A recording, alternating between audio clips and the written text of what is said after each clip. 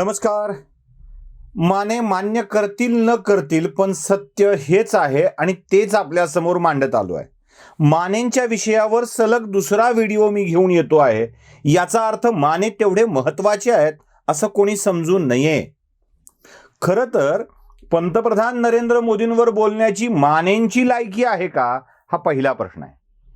दुसरा, ते बोललेच तर मोदी किंवा मोदीच्या समर्थकांनी त्याची दखल घ्यावी एवढ्या दर्जाचे ते कलावंत आहेत का, हाही मोठा प्रश्न आहे.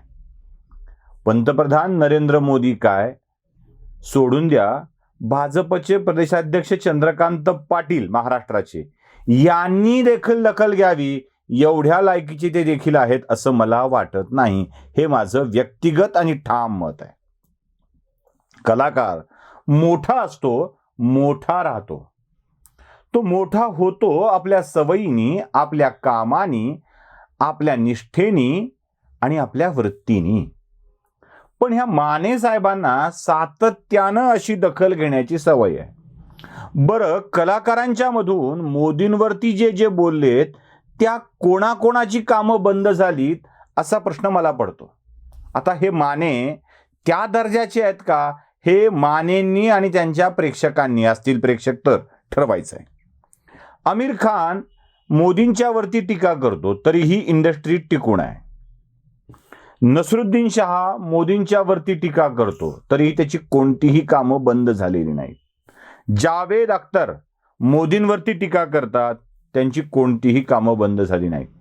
प्रकाश राज, हे तीन पहिल्यांदा मुस्लिम नावं तुम्हाला मी सांगितली. प्रकाश राज सातत्यानं मोदींवरती टीका करतात. स्वरा भास्कर मोदींवरती टीका करते. उर्मिला मातोंडकर मोदींवरती टीका करते.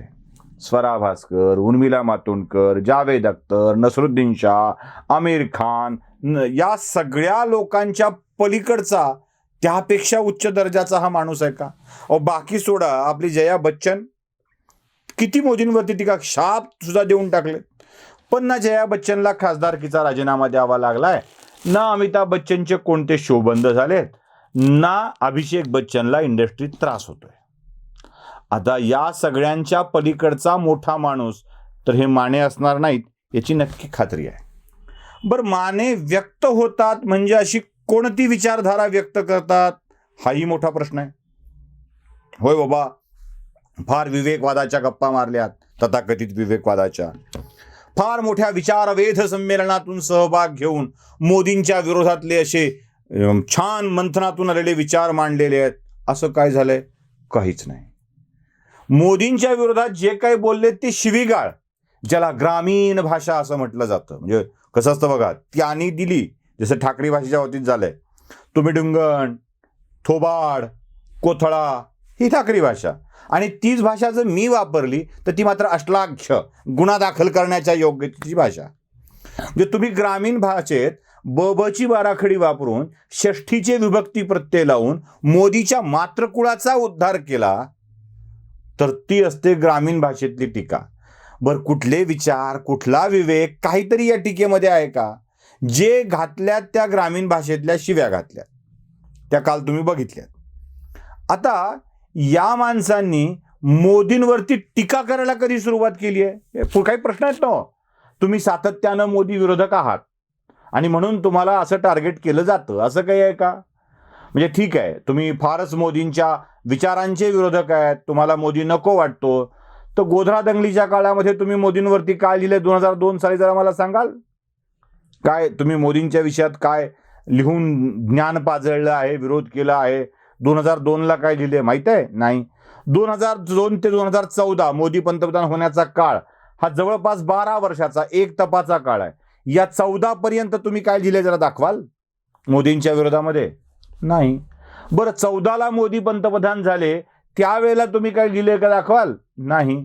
14 ते 19 5 वर्ष मोदी पंतप्रधान होते, या काळात तुम्ही काय लिहिलं दाखवाल? अजिबात नाही. मग 19 ते 22 याच काळात मोदींच्या वरती शिव्या देणारं तुम्हाला लिहावं वाटलं. खरं तर कोण कोणाला कशा शिव्या द्याव्यात हे प्रत्येकानं आपापली पात्रता ओळखून जगायचं असतं.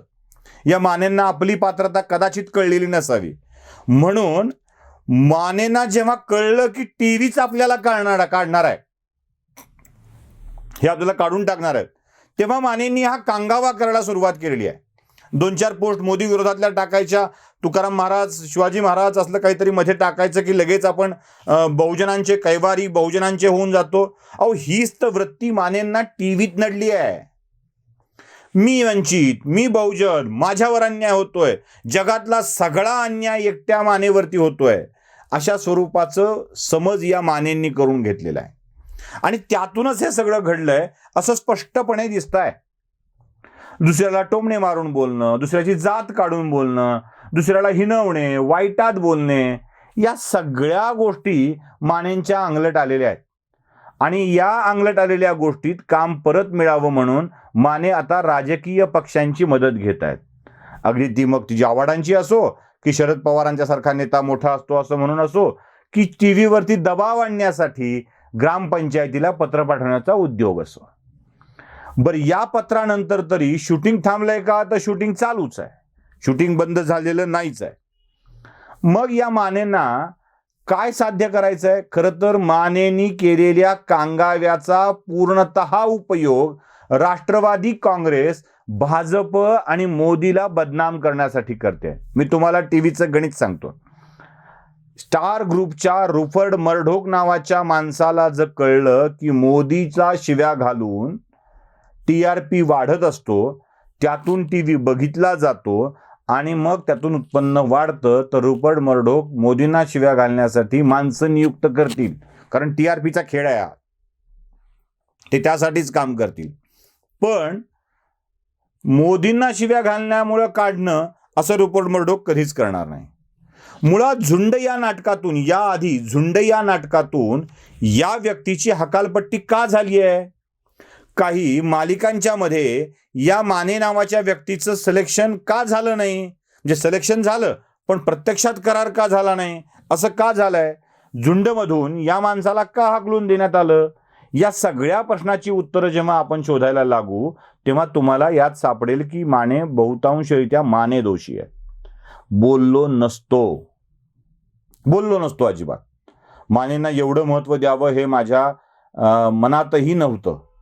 पण मानेंच्या आडून हिंदुत्व, ब्राह्मणत्व, टीव्ही कलाकार, त्यांची जात, त्यांची वृत्ती यावर वारंवार प्रहार होऊ लागला. म्हणून या विषयावर स्पष्टपणे बोलायला यावं लागतंय. हे माने म्हणजे काय? मराठी इंडस्ट्रीतले प्रशांत दामले आहेत की मराठी इंडस्ट्रीतले जाधव आहेत ज्यांना त्यांच्यासाठी काही करता यावं? की मराठी इंडस्ट्रीमधला हा पॅडी आहे का? कोण आहे हा? म्हणजे एक तर मुळात कोणताही चित्रपट किंवा मालिका या माणसावरच चालते असं अजिबात नाही. बरं, स्टार ग्रुप सारखी विदेशातली वृत्तवाहिनी म्हणण्यापेक्षा वाहिनीच म्हणूया आपण, नुसतं तिथे वृत्त येत नाही. स्टारमधून केव्हाच बाहेर पडला वृत्तांकनातून स्टार वाहिनी, अशा कोणत्या माणसाचं असलं वागणं देखील खपवून घेत नाही. आता कसलं वागणं होतं हे तुम्हाला जाणून घ्यायचं असेल तर मी तुम्हाला अगदी थोडक्यातल्या काही प्रतिक्रिया ऐकवतो. हा माने ज्या मुलीच्या वडिलाचा रोल करतोय त्या मुलीचं मानेंच्या विषयीचं म्हणणं काय ते ऐकून घ्या. मला टोमणे मारणं सुरू झालं. मग माझ्या वजनावरून त्यांनी मला खूप काही बोलले. त्याच्यानंतर बरेच अपशब्द त्यांनी माझ्यासाठी उच्चारले. त्यांना असं वाटायचं की मी हे बोलतोय हिला काय कळत नाही, पण मला व्यवस्थित कळत होतं की हे टोमणे माझ्यासाठी आहेत, कारण ते उघड मारायचे. प्रत्येक बापाने सांगावं की कुठला बाप आपल्या मुलीला असे अपशब्द उच्चारेल. मला ह्या प्रश्नाचं उत्तर त्यांच्याकडून हवं आहे. त्यानंतर सतत मनस्ताप, मेंटल टॉर्चर करणं. हे झालं. आता मानेंच्या आईच्या भूमिका करणाऱ्या बाईंचं म्हणणं काय तेही ऐकून घ्या. माझ्यामुळे सिरियल चालली आहे, मी हिरो आहे सिरियलचा, मी ह्याला काढून टाकेन, मी त्याला काढून टाकेन, मी हिला काढून टाकलं, मी तिला काढून. ही भाषा कशासाठी? चुकीची आहे, अयोग्य आहे. मुळात राजकारण आणि ह्याचा चॅनलचा काडीचा संबंध नाहीये. ऐकलात? आता तुम्हाला ऐकायचं बाकीच्या लोकांचं काय म्हणणं आहे ते पण ऐका. मुळात राजकीय भूमिका त्यांनी मांडली म्हणून त्यांना ह्या मालिकेतून काढून टाकलं. हे जे त्यांनी सगळीकडे ही जी बातमी त्यांनी पसरवली आहे स्वतःहून, ही मुळात खोटी आहे. त्यांना 3 वेळा वॉर्न करण्यात आलं आहे आणि 4थ्या वेळेस प्रोडक्शन हाऊसने हा डिसिजन घेतला आहे. एका लिमिट नंतर अशीही लास्ट वॉर्निंग देण्यात आली होती की हा तुमचा शेवटचा चान्स आहे. याच्यानंतर जर पुन्हा कोणाचीही कंप्लेंट आली तर तुम्ही या शोमध्ये नसाल. आणि त्याच्यानंतर 1-2 महिने शांततेत गेले. मग त्याच्यानंतर परत असं घडलं, तीच घटना तीच रिपीट झाली गोष्ट. आणि मग फायनली प्रोडक्शन हाऊसने डिसिजन घेतलं आणि त्यांना कॉल केला आणि त्यांना सांगितलं की तुम्ही नाही आहात. एवढं सगळं ऐकल्यावरती माने परफेक्ट होता. या माणसाला आधी बऱ्याच वेळेला नोटीस दिलेली होती, म्हणजे तोंडी नोटीस असते, तिथे काही लेखी लिखापडी नसते. काही शाणे म्हणतील की दाखवा आम्हाला, अरे तुम्ही का कोर्ट आहेत, आणि तो का प्रशांत दामले, अमिताभ बच्चन किंवा कोण तो हे जाधव लागून गेलाय मोठा, केदार जाधव वगैरे वगैरे असतात, सगळं दाखवायला आणि त्याचे नखरे झेलायला. एका सिरियलमध्ये मिळालेला थोडासा रोल आपला करायचा स्वतःला खूप मोठं समजण्यात न समजता जे मिळालंय ते हरिहरी करून खायचं. उलट लोकांना वाकडं बोलायचं. लोकांना वाकडं बोलल्यावर लोक तक्रार करतील आणि लोक तक्रार केल्यानंतर आपल्याला काढूनच टाकलं जाईल हे समजून आधीच कांगावा करणाऱ्या आणि त्याचं राजकीय भांडवल करणाऱ्या या मान्यांना आता फिल्ममध्ये किंवा मालिकात करिअर नाही हे लक्षात आल्यावर त्यांना आता राजकारणात करिअर करण्याची इच्छा झाली आहे. मान्यांना कोल्हे व्हायचं आहे. कदाचित कोल्हे होईल की नाही मला माहीत नाही, पण करायला गेला मारुती आणि झालं माकड असं नको व्हायला, एवढीच अपेक्षा व्यक्त करून थांबू. नमस्कार.